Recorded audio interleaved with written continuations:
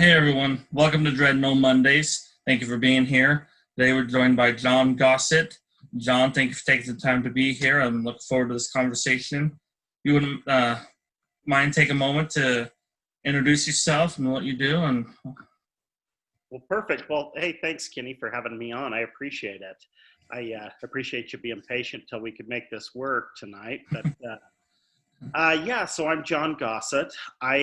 What I do for a living, I'm a tile contractor here in the state of Utah, and that's what I do every day for the last, gosh, probably pushing 30 years. I've been doing this. I've been doing it since I was younger, but in business for myself for almost 30 years. And a lot of people in our area know me for being the president of Life's Worth Living Foundation, which is a suicide prevention foundation here in Tooele County.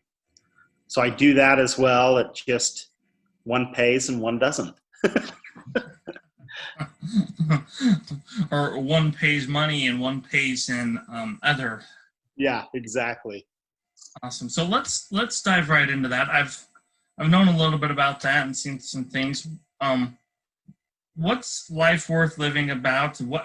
How to get started? Kind of how do you help people? What the foundation is for? Yeah, absolutely. So the Life's Worth Living Foundation started in February of 2014. It started, 2014 was a really difficult year for suicides in Tooele County. We lost a number of our youth that year.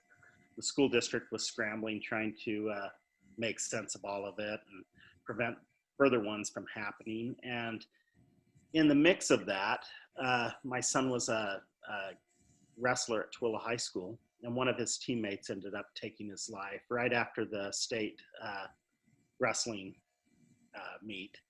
And so that was a shocker because we traveled around with that family for 3 years, going to all the wrestling meets, around the state, and really got to know the family pretty well. And so it was pretty devastating to find out of that loss. And then the very following day after we found out about that young man, one of my really good friends lost his son here in Tooele to suicide as well. So the following week we had 2 funerals back to back, one day apart. And then, a few weeks later, we lost another one. And suicide wasn't anything I'd ever paid attention to prior. I mean, you'd hear about one here, one there, and you'd think, that's terrible. What a devastating deal. But nothing that was really on my brain, on my mind quite a bit. But for some reason, in February of 2014, when these suicides happened, it hit home for me. And so we decided that we were going to try to make a positive out of it. And one of my missed thoughts or my things that wasn't correct that I was thinking was that no one was doing anything about it.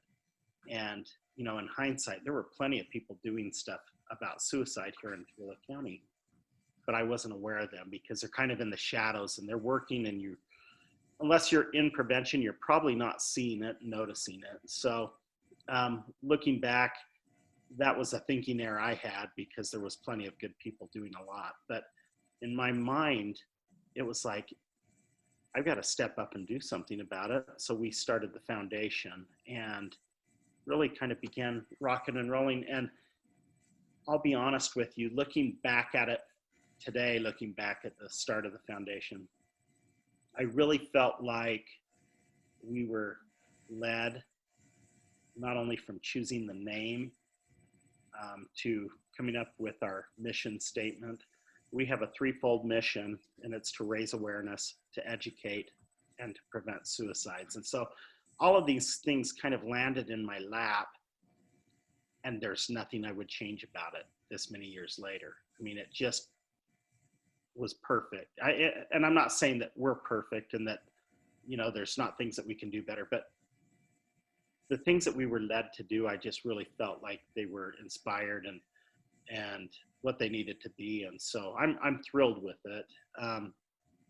We started the foundation, like I said, in 2014, went right to work, and we got our 501c3 approved, and we just kind of started saying, what can we do? What needs to be done? And whatever direction that took us, we just followed those gut feelings and did what we needed to do. And I'm happy to say, and I'm not taking credit for this entirely, but when we started this, Utah was 5th in the country for suicide, and Tooele County was 4th in the state.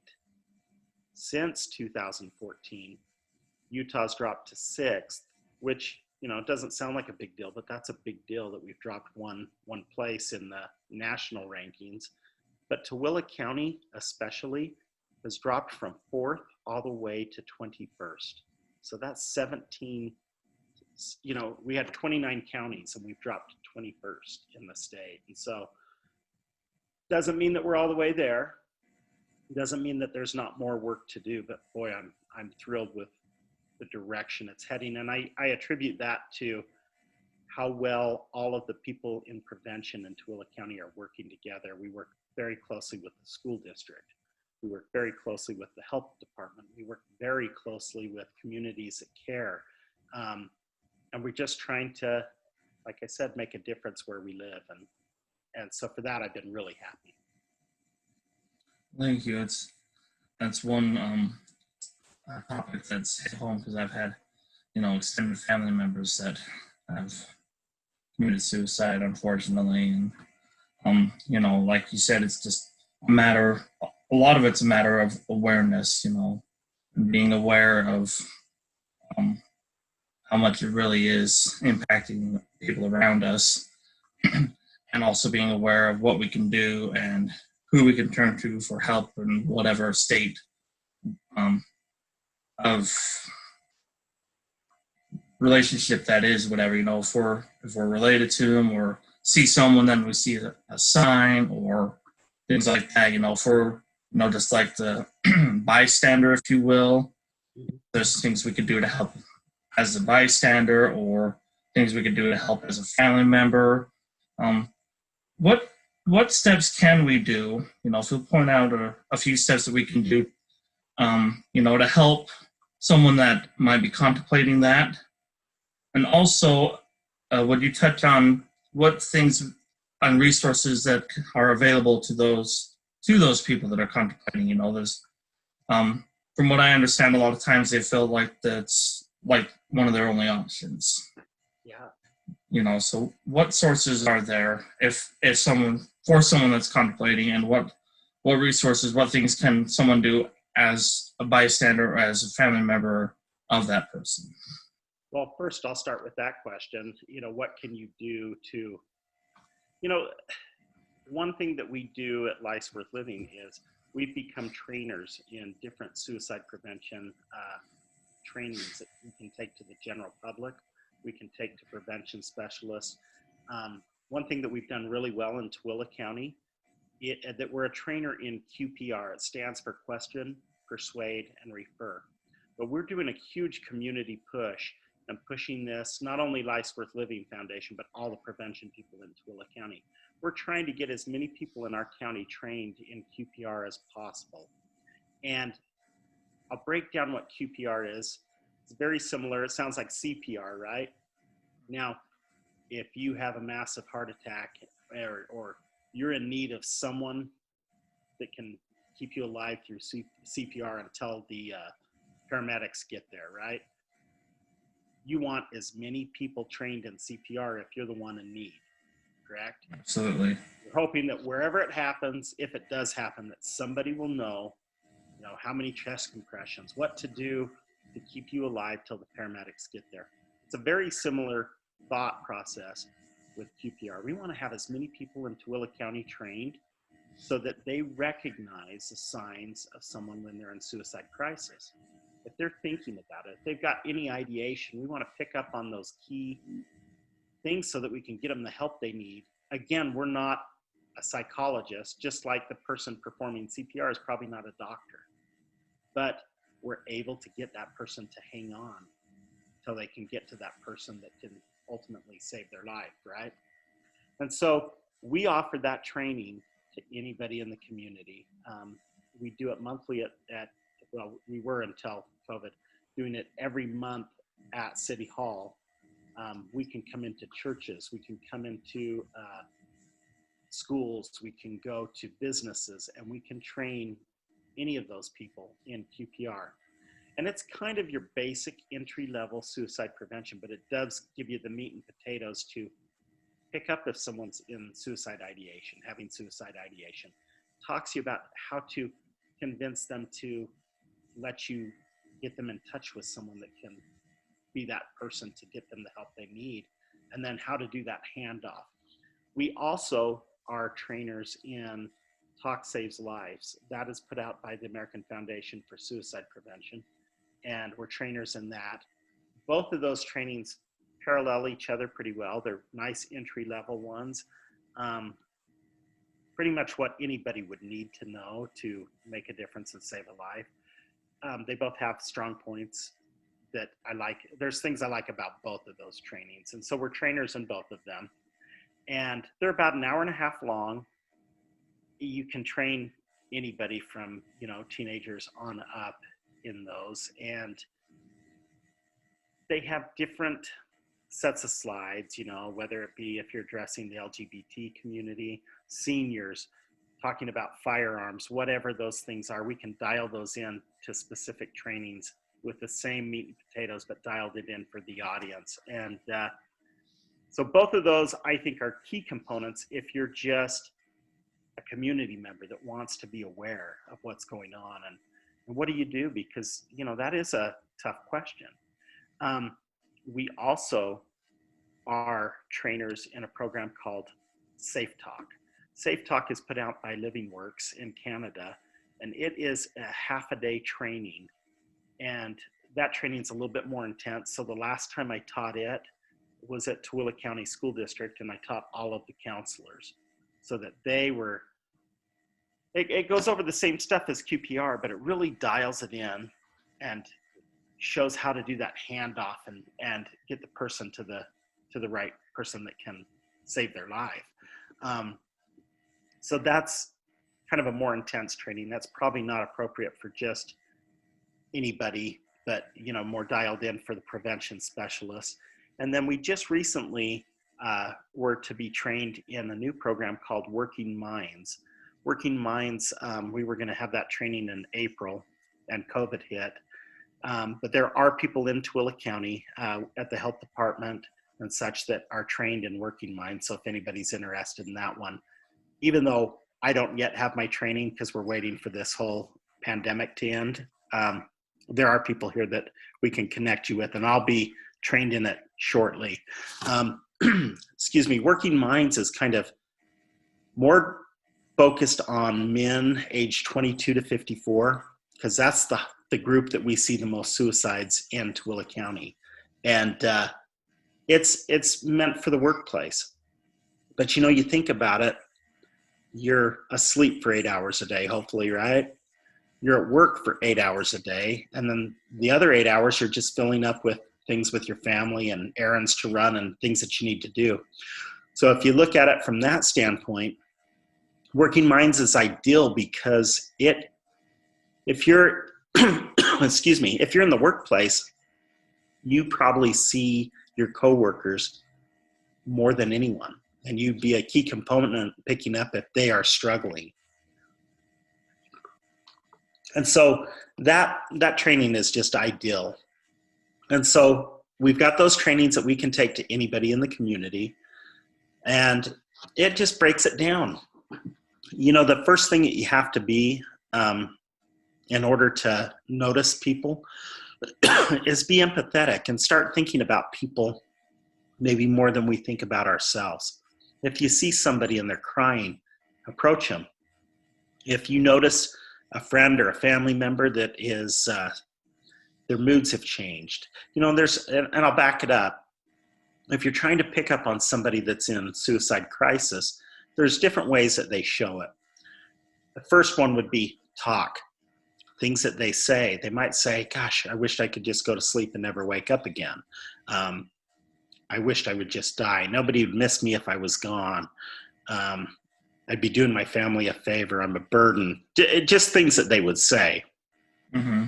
So talk is a very key component picking up on if someone's in suicide crisis. The second is behavior.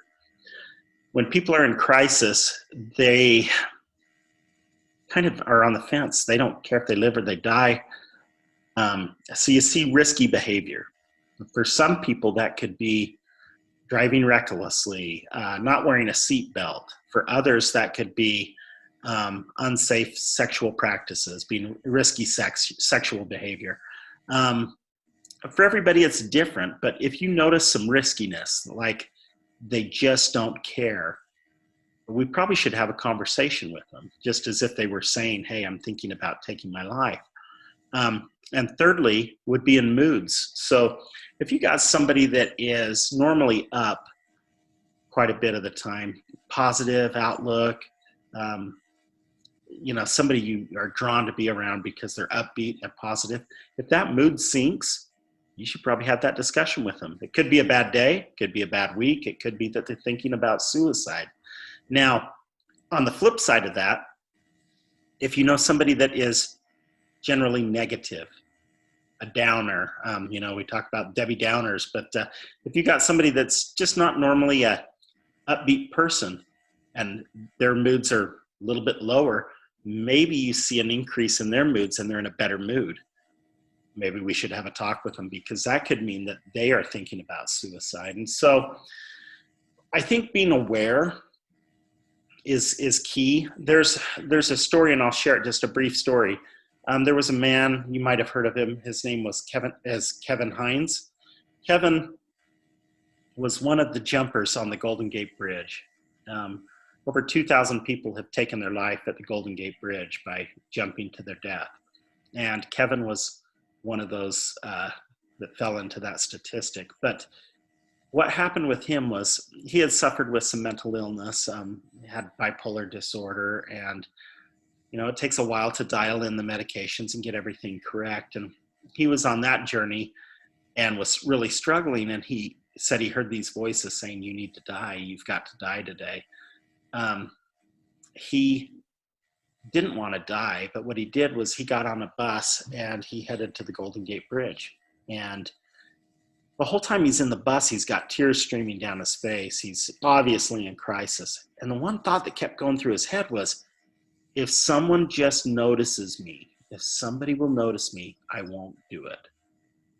And as he was in the bus, the only two people that noticed him were two old men sitting on a seat in front of him. And the one guy turned to the other guy and says, what the hell's his problem?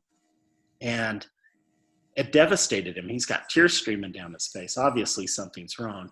Well, he got out of the bus at the Golden Gate Bridge, and there's a walking path that goes end to end on the bridge. And he just repeated that in his head. If somebody will notice me, I won't do it. So he started walking, tears streaming down his face, obvious that he's in crisis or something's wrong, right? And he walked and he walked and he walked and walked past tons of people, and nobody said a word. Pretty soon he heard, excuse me, in this German accent, excuse me. And he turned around thinking that, it was the answer to his prayer. Somebody had actually noticed him. And this little German woman said, would you mind taking my picture? And he said, sure, I'll take your picture. He took her picture, handed her the camera, grabbed the railing, and threw himself over. And I think he said in about 7 seconds, he dropped 25 stories and hit that water at about 75 miles an hour, broke a ton of bones, nearly died. He's one of a handful of survivors that actually can walk today. But my point in telling you that story is, when someone's in crisis, you don't realize that your kindness, you just noticing that person. The problem with most people when they're in crisis is they feel like they're invisible to the world, like their life doesn't matter. No one would notice if they were gone. And that's something I hear over and over again. And so I think the first thing we could do as a community is start recognizing that kindness matters, and that you can make someone feel important by just letting them know that you see them, that you recognize that they're here and that they're important. Could be somebody you see every day, by noticing things about them. Hey, you look great today. How are you doing? But just be that person that actually focuses on others. If we would do that as a society, man, suicides would drop entirely if we just focused on others instead of ourselves. And so, we do that. We offer those trainings. They're free. They're amazing. They're worthwhile for anyone to get. And so, I can't recommend it enough. And if anybody was interested in that, we can connect them with me, and we can facilitate making a training happen, even if it's for a family or a small group. Thank you. Thank you for sharing that. You touched on it a little bit a minute ago. How can you help people? Maybe the trainings cover that when you go to them, but does your trainings cover, being like if you're a bystander walking down the street and you see something and say, "Hey, are you okay? Can I help you?" But they turn, "You don't even know me. How can you help? How can you help me at all?" or anything like that. Or, if that makes sense.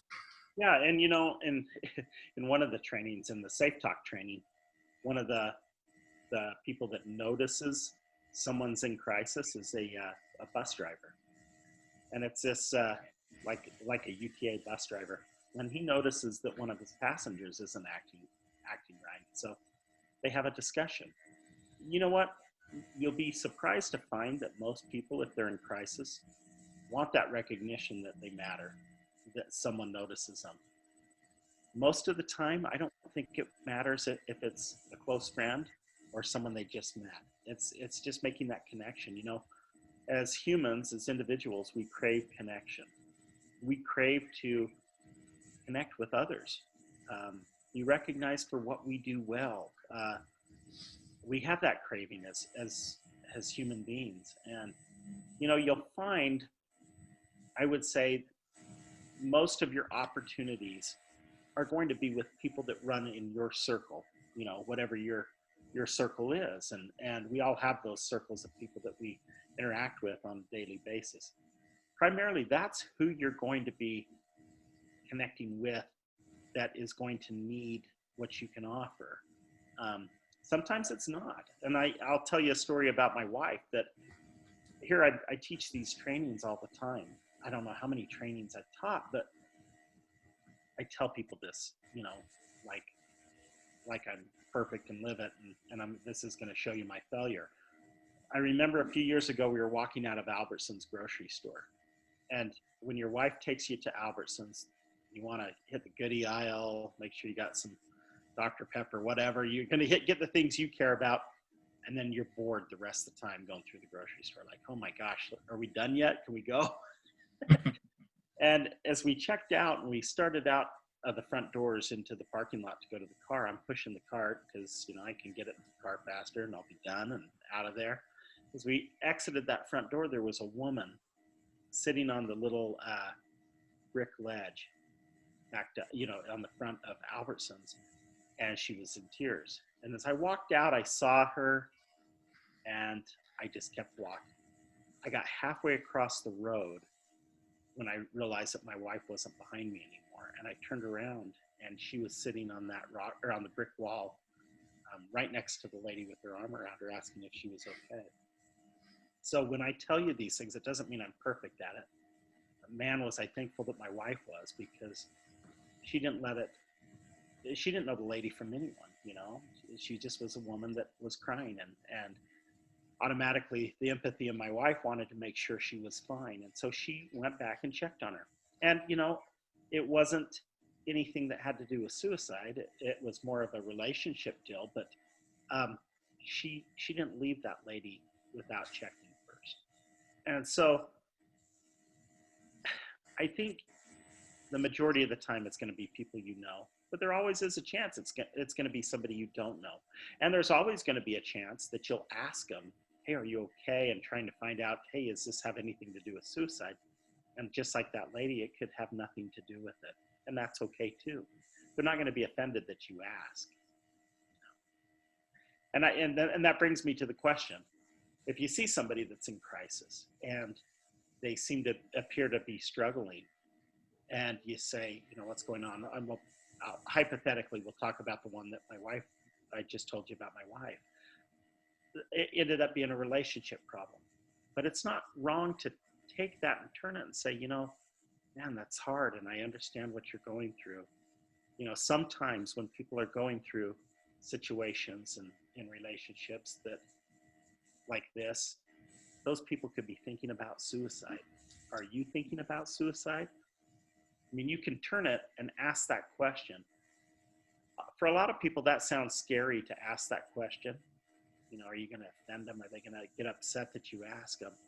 I haven't ever seen anybody get upset, but it lets them know, man, I'm worried about you.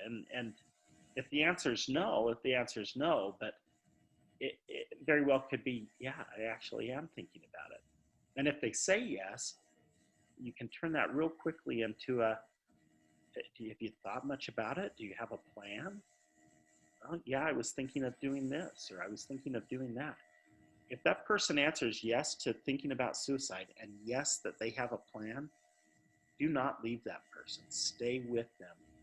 Get them to someone that can help. If it's the emergency room at a hospital, if it's calling the Lifeline together, stay with that person. Don't leave them unattended. Make sure that you connected them before you leave.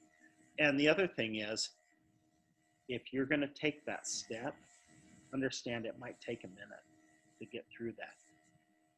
And you've got to commit to that. You can't get partway through it and just walk away. You have to care enough to be there for the long haul, because they need to know that they have your undivided attention and that you care. Thank you. Thank you for sharing that. It's a lot of good pointers that we can look out and do for, just to look out for each other, like you said, just show that kindness towards other, just reaching out. Hey, how are you? How's your day going? Do you need to talk? Whatever. Do you need a Dr. Pepper? Are there common triggers that initiate the thoughts of suicide, or what is common? What they call those are risk factors. Like a big one, you hear about with school-age kids, bullying, right? That's a huge risk factor. Abuse, trauma, relationship problems. It could be that you belong to a marginalized group like the LGBT community. Those things can be risk factors. It could be that you've been diagnosed with a terminal disease. It could be that you're unable to do things that you were able to do before. So like in our elderly population, as they are unable to do the things that they were once able to do, and they begin to feel like a burden. So there's a lot of risk factors out there that could lead someone to say, you know what, I can't do it anymore. I don't think I can get through it. But really, for every risk factor, there's protective factors. For like the LGBT community, to actually have somebody in their corner, somebody that loves them unconditionally, doesn't have to be a part of that same group, but just somebody that can understand them and love them unconditionally. Family member, a friend, somebody that they can draw strength from. For the elderly community, it could be, having the kids visit more often and recognize that they need to be there for them. I mean, there's so many things. So there's protective factors. Religion's a huge one. Doesn't matter what religion, but if you're a member of a religious community, that can be a protective factor. But for every risk factor, there are protective factors, and I think that's a key component. What's interesting, you say, is our triggers. There's plenty of triggers out there, but don't ever be naive and think that, if you talk to someone, they say, oh, that little girl took her life because she was being bullied. Rarely will you find that it's one thing. Usually it's a culmination of things. bullying could definitely be a component of it, but it also could be abuse she's suffering at home. It could be, um, you know, other things. It could be a mental health issue. It could be plenty of things. And when they pile up, it can just get unbearable to where that person doesn't think they can go on. And, I think you have to understand rarely and almost never is it just a single thing that, this person took their life because of X, Yeah, the straw that broke the camel's back. Yeah. Kind of thing. Awesome. What are some ways that people can get involved and help organizations such as yours? I know with yours you do that annual walk to Wendover in this case. So what are some ways people can help contribute to foundations like yours? All across the country, all across the world, whatever. Yeah, absolutely. What people will ask me all the time, how do I get involved? And this isn't just for Tooele County, but let's say you're in New York City and you're interested in suicide prevention. First thing you should do is Google it. New York City suicide prevention. See what's out there. It might be American Foundation for Suicide Prevention. It might be NAMI. It might be somebody else, but find somewhere that's actually doing something. And the best thing you can do is contact them and say, how can I be involved? I'll tell you the one thing that is, it doesn't matter what nonprofit you are, they need volunteers. They need people that have been touched. In ours, in suicide prevention, you want somebody that's been touched by it, that actually has that passion to say, what can I do to help and get involved? You mentioned our walk to Wendover. That's our biggest fundraiser of the year. It allows us to raise money that goes to do so many things within our county continually. But that's something fun that we do. It's the longest suicide prevention walk in the nation.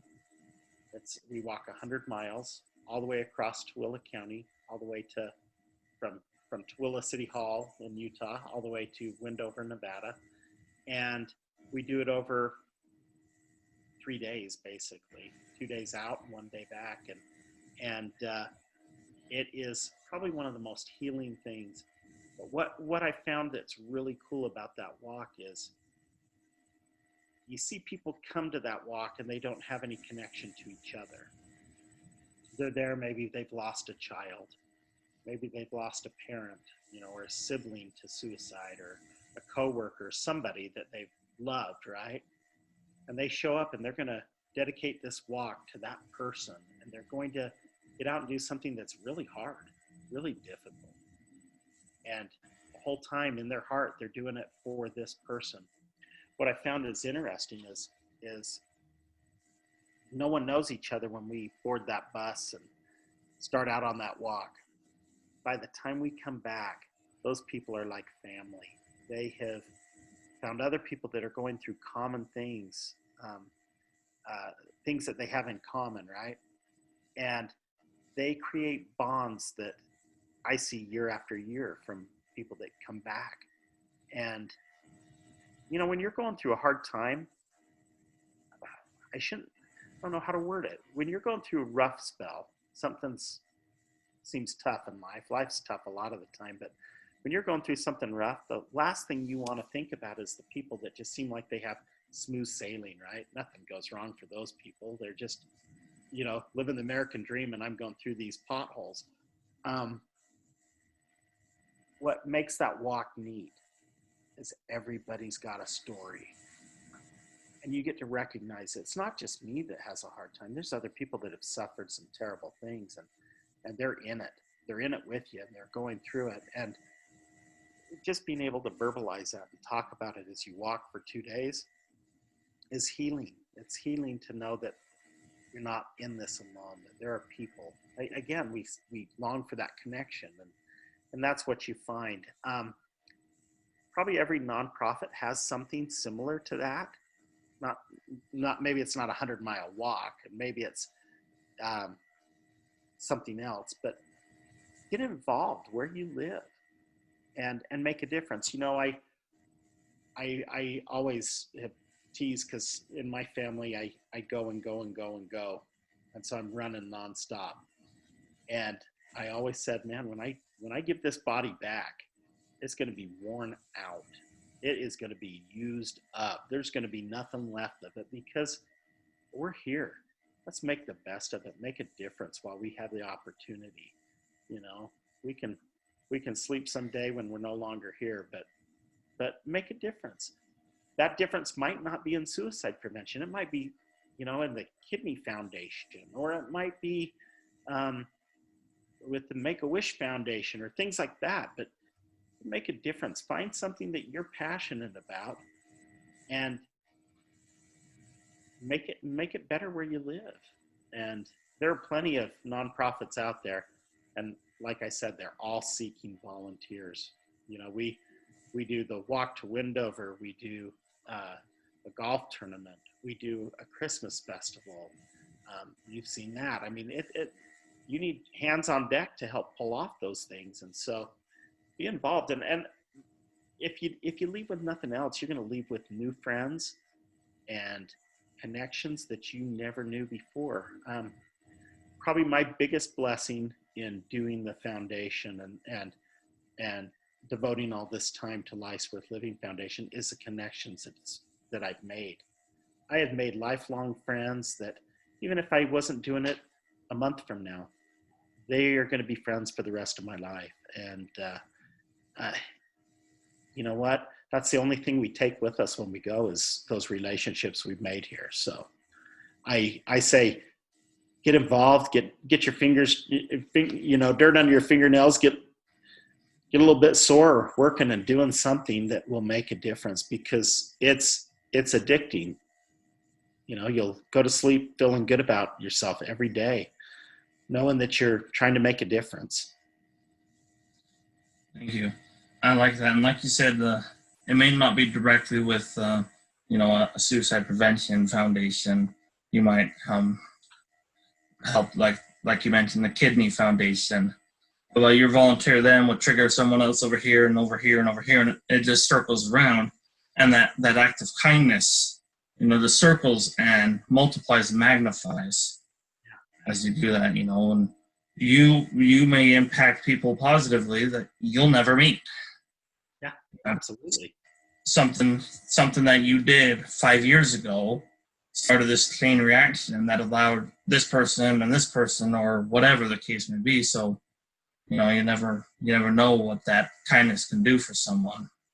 Well, you know, and you bring that up, and you've been to our Christmas festival, but the one thing that we did that Christmas festival is called the It's a Wonderful Life Festival. Anybody that's seen that movie, I mean, it has a suicide component to that movie, where George Bailey felt like his life might not be worth living, and he thought of jumping from a bridge, and he was saved, right?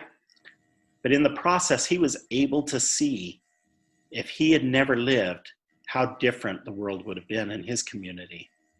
And I'll tell you what, if you're here for a reason. There's something that you're to do. Nobody's here to just take space. There's no fillers here. You're not here just to, you know, be useless. You're here for a reason. There's something that you're going to do. There's lives you're going to impact. It might be a small act of kindness. It might be, you know, something on a grander scale. But I'll tell you what, we're all like George Bailey. And if we hadn't have been born, you're going to recognize the differences that would have been lost without your being a part of it. And you never know. I mean, on the suicide prevention part, you're meant to be here. If you weren't here, there might have been something you were to impact the life of someone that maybe was struggling. And without you being here to make that impact, they might be lost. And so, yeah, I take that very seriously, in the fact that there's something we're meant to do, and we all play a key role in it. Like I said, there's no there's no extras in this movie of life. We're all important. You're the leading role. Absolutely. You're here for purpose, like you said. And there's something that someone needs to hear from you specifically. So it's important that you stay here to fill that purpose. You may not know what that purpose is yet, but you'll know. Aren't you glad? Aren't you glad you don't know what that purpose is? Because the minute you think, okay, I'm done, if you know what the purpose is, then you can check it off the list and you're done. I mean, I'd rather not know. I'm gonna keep working hard till the day I'm no longer here, and I hope I hit all those boxes. Absolutely. And as a person of faith, I believe that no one else is on earth has the knowledge or the authority to tell me when my time on earth is up. Only the guy upstairs does. 100%. Yeah. And I'm here for a reason, and only the man upstairs knows when.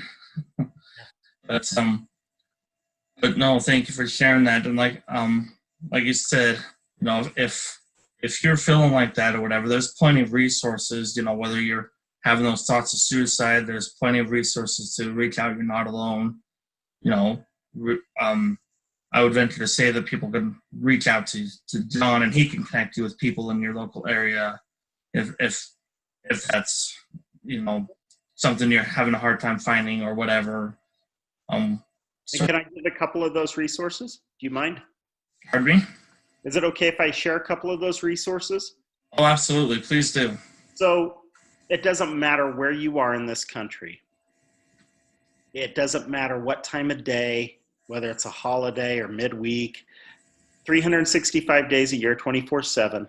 If you're struggling and you don't have that person that you feel safe with, that you can connect with, call the Lifeline. That Lifeline number is 1-800-273-8255. That person that picks up that phone is going to be a licensed clinical social worker.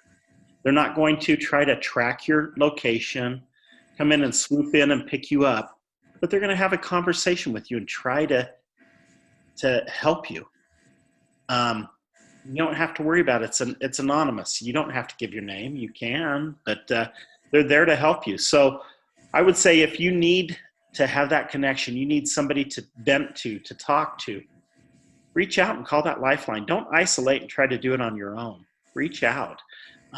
In Utah, we have a really great thing called the Safe UT app.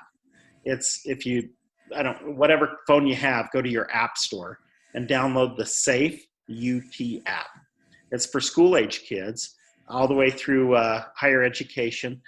And that will allow you to text a licensed clinical social worker or talk to them with a push of a button. You don't have to remember that number. You can just hit talk or text and connect with someone that can help you immediately.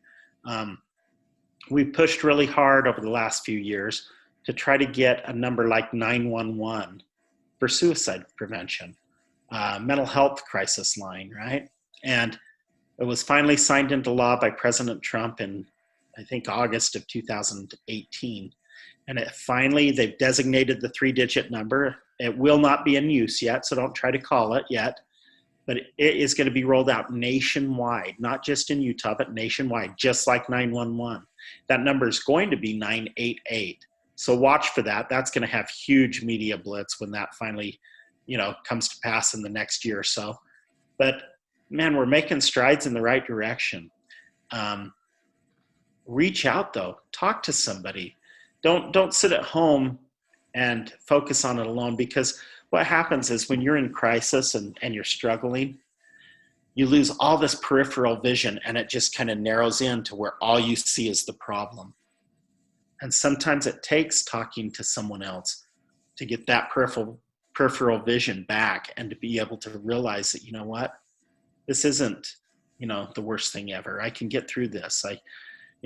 We're all handed challenges and life's going to continue to be hard, but man, all of us can get through it. And so, yeah, reach out to me, reach out to anybody.